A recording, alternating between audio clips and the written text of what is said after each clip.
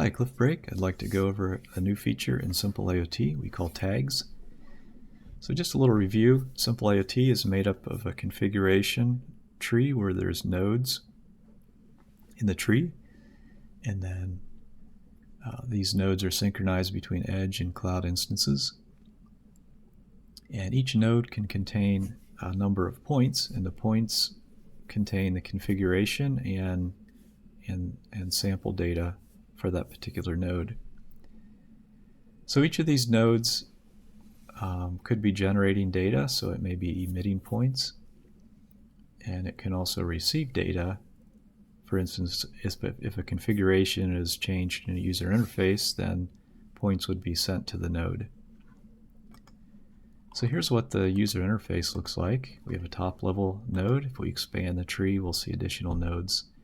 And in a real system, this would be much more complex with many levels of hierarchy. So now if you go into any node, you'll see there's a new tag. You can add a tag to the node. So let's just say we want to add a location tag, and we could say Ohio. So now this node has an additional tag. We can look at the raw data, and we can see the field name is tag, the key is location, and then the value is Ohio. So this is very useful for tagging sample data. In this node we have a sine wave signal generator, and we tagged it with a machine name, and this is the machine that the Simple IoT is running on. And we also have another machine, and we're going to tag it with a different machine name. So we have two machines with signal generators. This one has 3 signal generators. This one has 1. And we're using signal generators in this example just to generate some data so that we can see it in a graph. So the other thing we want to do is these tags are of a point type tag, and then the key is a machine. So what we want to do is we want to tell influx to when it sees a point, we want to tell it go to the node that generated the point and get any tag points, and then add those as influx tags to the data. So what we're doing is when data comes through, it has a node ID, and then the influx client keeps track of all the tags for that node and then applies them to the points before it puts them in influx.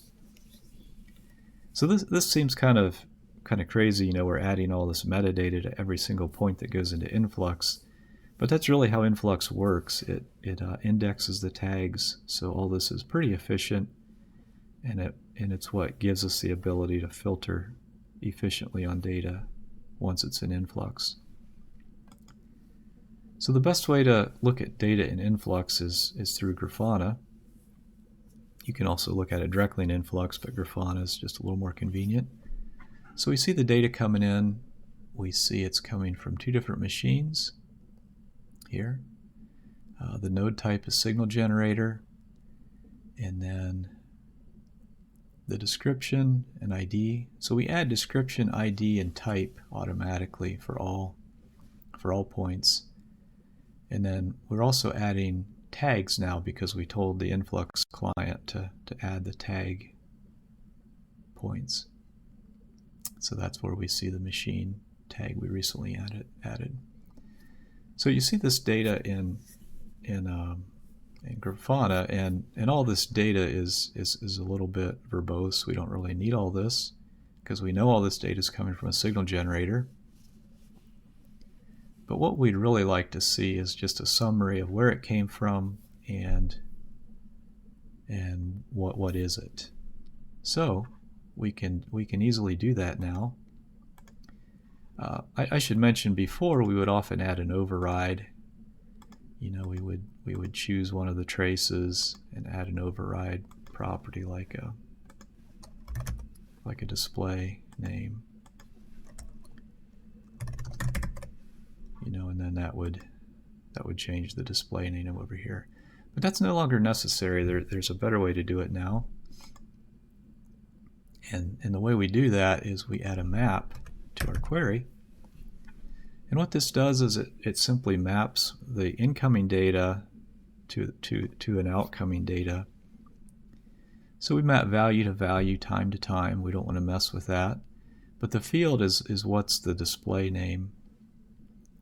So if we plug in the machine tag and the node description and put a colon between it, now we have a very nice and easy to read legend or display names in the graph. And here I did the same thing with some data from Shelly devices on power consumption. And here's a little more complex example, but this dashboard has six charts. We've got 4 machines feeding in data, lots of apps. We're monitoring. It looks like a number of apps, and we want to know memory usage, CPU usage. Again, to set up all these labels manually is a very tedious and time-consuming process, but with tags, it's now very easy. We do it the same way. We put in where it came from, what is it, and then we can quickly set up and maintain all these charts.